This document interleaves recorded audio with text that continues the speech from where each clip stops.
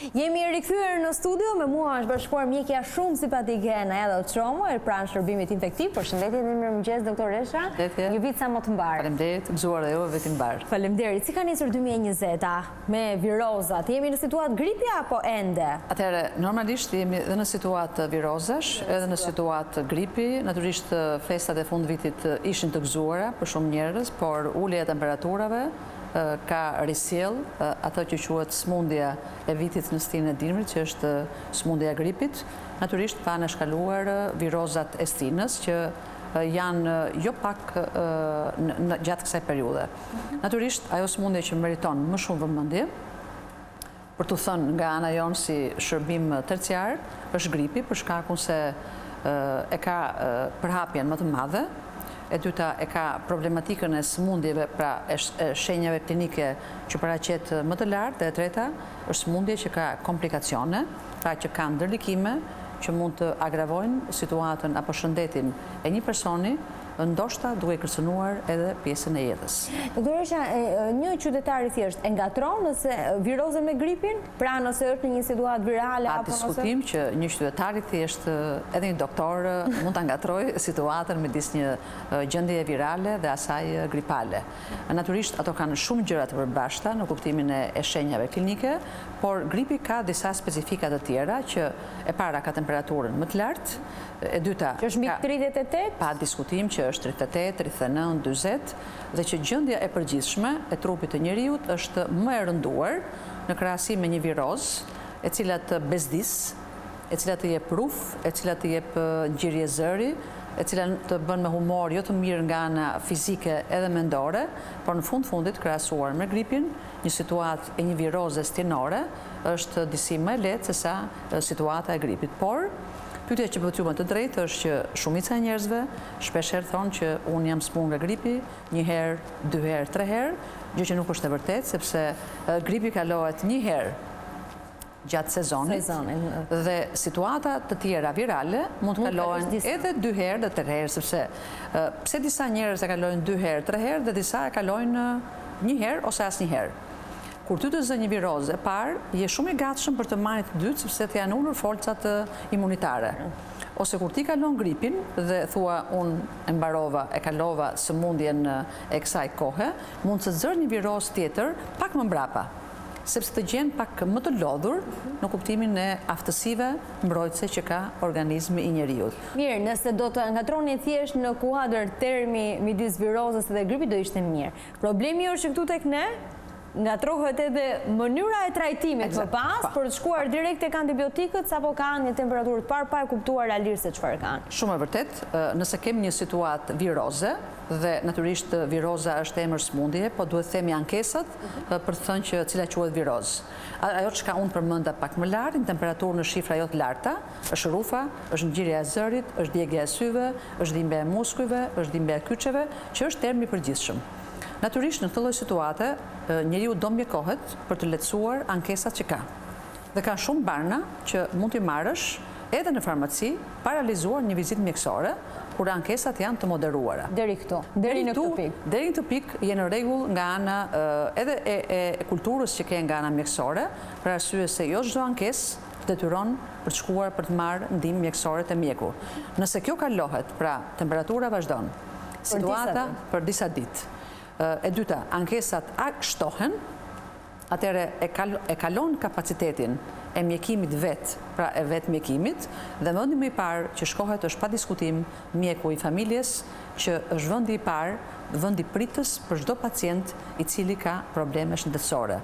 Dhe kjo duhet cituar fort, sepse nëse të gjithë do rendin në urgjencën e spitalit, qoftë atë të infektivit apo në urgjencën polivalente, atëre situata do agravohet dhe ata persona që vërtet meritojnë të marrin ndihmë në kushte spitalore do e kenë pak më të vështirë.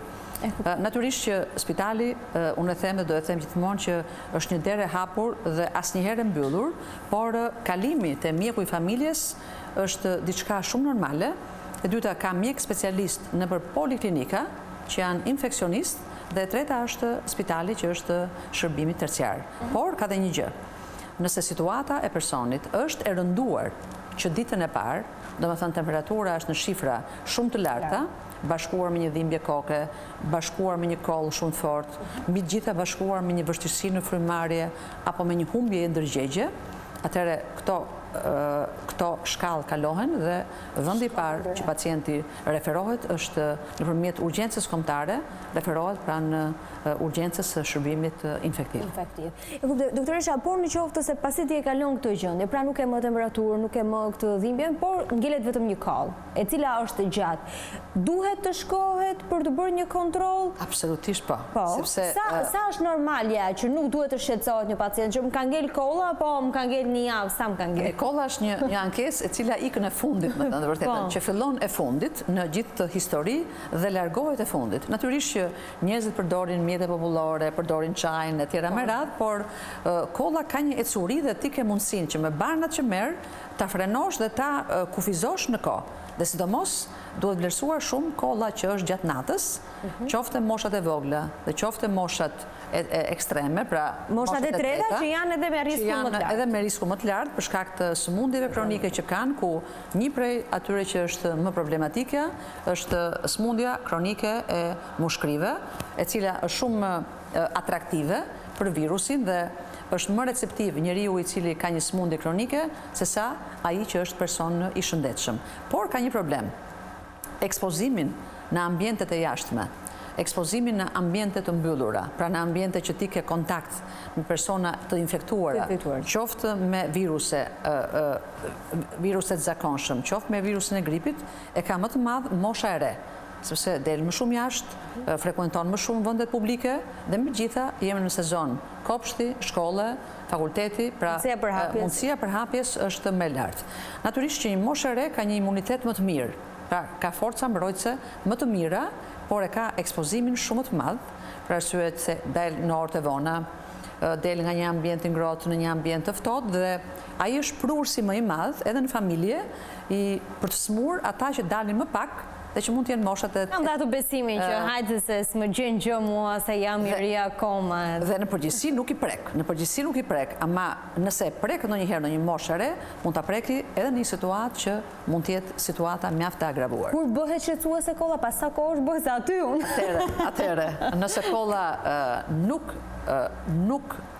përmirësohet. Ose zbehet. Nuk përmirësohet me atë çka je duke marr, ose je duke marr një preparat i cili nuk është duke vepruar dhe duhet ndrosh, ose duhet ketë shpatpritshmëri që barnat për kollën nuk veprojnë sot për nesër.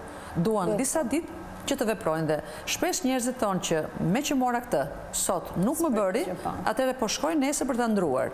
Nëse ndron për ditë, atëre asnjëri prej tyre nuk vepron dhe kolla jote do bëjë atë që quhet ecuria natyrore e kollës tek një person, përjashtojmë pjesën kur personi nuk është përdorues i duhanit. E kuptoj që ajo pasaj është një histori me vete. Permanente gjithkanë. Dhe te ata sigurisht që tek duhan pirësit kolla është etyrja, dhe nëse shtohet dhe kolla e një situate virale, te ata kolla fillon në muajin dhjetor, zakonisht mbaron nga fundi i muajit shkurt, me thënë vërtetë, në e përgjithshme. Mirë, doktoresha, të ndalemi pak tek ato që i konsideruat pak më lart edhe si grupin e riskut, tek fëmijët edhe tek të moshuarit dhe tek gratë shtatzëna, të cilat janë gjithashtu ose të sëmurët kronik.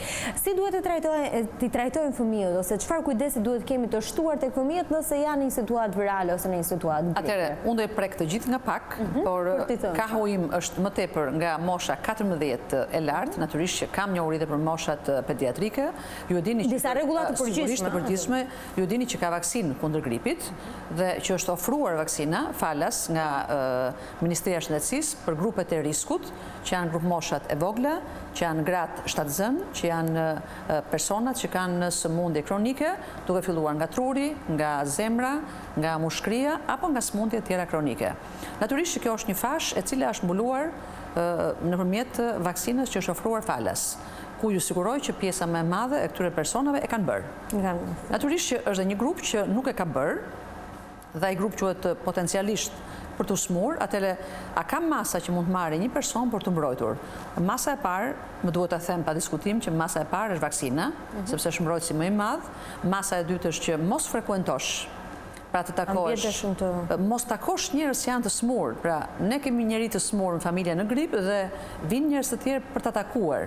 Do të thotë që ti shton riskun për ti ke dashamirësim për ta parë atë personin, por shton riskun për t'u infektuar dhe për ta marrë ti dhe për ta çuar në një vend tjetër. Kështu që mos frekuentimi, ruajtja e kushteve higjieno-sanitare, pra larja e duarve, që është një gjë e vogël, por në rasti konkret, kur ne teshtim apo kollitemi, teorikisht e vëmë dorën përpara, ta dora shkon teshtima dhe shkon virusi në dorë, dhe mbasi ti e teshtitur, jep dhe dorën atij personi, atëherë ndodh ose mos jep dorën personave, ose bëhet teshtimën te pjesa e brylit, që të paktën virusi të ri tek pjesa e pra te pjesa e brylit nuk është një gjë shumë e vështirë dhe dora jote mbetet në kushte higjienike të pastra. Ose duhen larë duar shumë shpejt. Pra larja e duarve, sepse virusi merret nëpërmjet ajrit, por virusi merret dhe nga kapja e një slërlapsi, e një lodre, frutat, perimet që mund të jenë aty ti teshtin, po ato mund të jenë aty. Teorikisht ato është e vështirë të jenë të kontaminuara ato nga virusi, sepse virusi nuk mund të rija gjatë, do ri në ajër dhe domatja që është aty e ndënjur prej kaq kohësh nuk ka gjasa që të ketë virusin e gripit. Unë jam përsi fiksuar, i laj dhe një herë ato para se ti konsumojmë nga... Është më e rëndësishme është larja e duarve, natyrisht dhe larja e atyre ushqimeve që konsumohen, por mos harroni që ti do konsumosh bukën, ti do konsumosh ushqime që janë të gatshme për të ngrënë dhe nuk mundet ti përpunosh nga ana termike apo ti lash. Doktoresha, nëse jemi në një situatë gripi ose virozash, duhet të qëndrojmë brenda shtëpisë në një ambient të ngrohtë, sigurisht ajrosur her pas here, por në një ambient të ngrohtë, apo bën mirë që të dalësh jashtë të marrësh pak ajër të pastër, nëse gjen ajër të pastër. Tani këtu është problemi, i cili është problem real që ne themi me të drejtë që njerëzit duhet dalin në ajër të pastër për të ecur e tjera me radhë, por ka një gjë.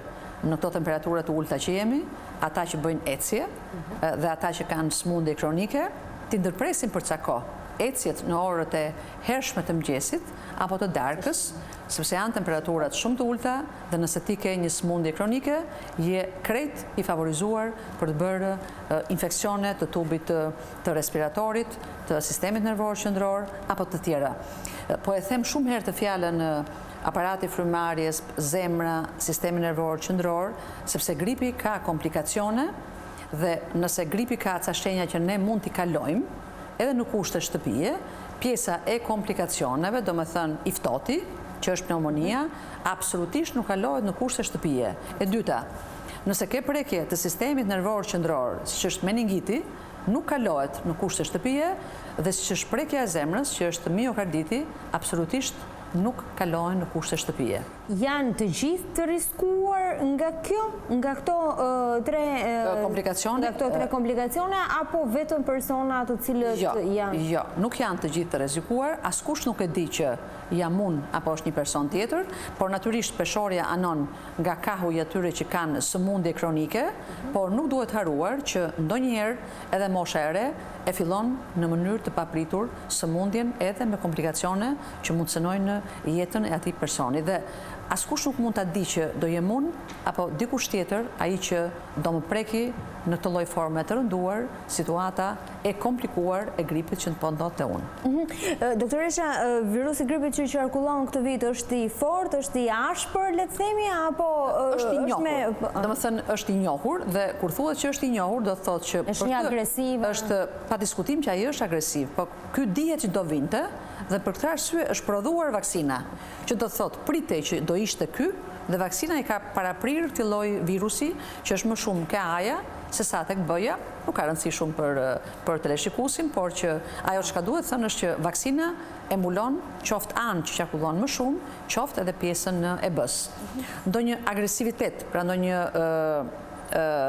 inat më të madh të virusit aktualisht që të kemi, nuk duket nga ana mjekësore, kështu që mos të bëjmë akuza për momentin që ndodhemi, ndoshta më mbrapa, nuk e dim çfarë mund të ndodhi, por ajo çka ne i themi personave është që mbrohuni, ruajini kushtet higjienës sanitare, mos frekuentoni shumë njerëzit që janë të smurë dhe përpiquni që teshtimat kollën ta përshoni në ato vende që unë përmenda ose në një facolet e cila mund të eliminohet dhe si thua shmang të të paktën dhënien e dorës, sepse kollën në një ambient apo marrjen e oksigjenit në një vend ku ti je, ti nuk e shmang dot, por së paku elimino këto dhe meqense u bët pyetjen e fëmijëve, atëherë fëmijët janë pak më të vështirë, luajnë bashkohen me njëri tjetrin, djersiten, nuk mund t'i thuash një fëmijë të vogël që laj duart dorën, sepse janë shumë të vështira, ja thua, po